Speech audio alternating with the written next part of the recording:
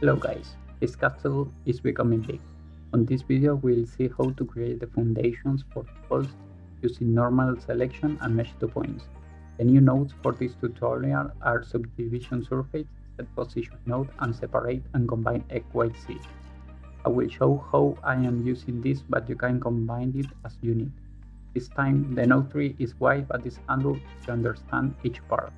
Also, I'm improving my way to record the tutorials and the overall quality of these videos, so I will receive with my open arms any comment. Please watch the previous videos on my channel if you are new on this series.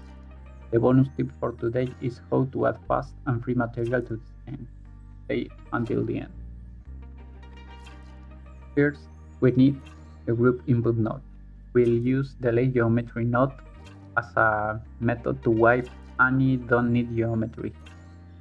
The selected faces are all faces that do not point to positive X.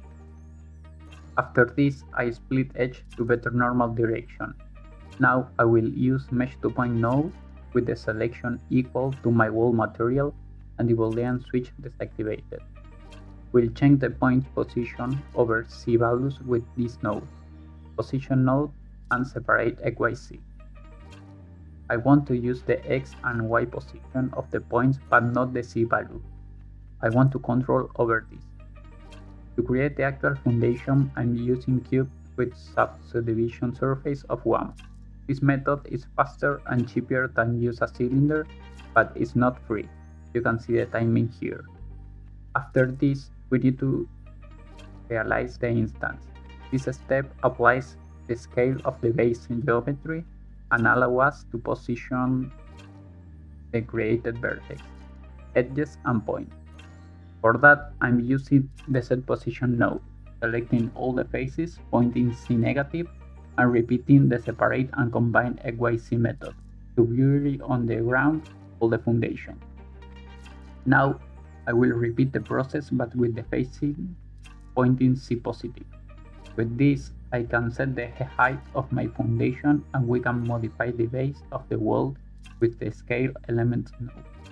Reusing the selection for the face pointing Z negative, and after this apply the design material. This is the node tree, screen capture if you need it. Bonus time.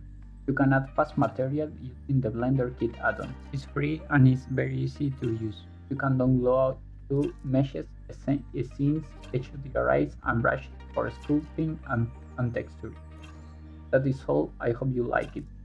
Like and subscribe for the next lesson. See you guys.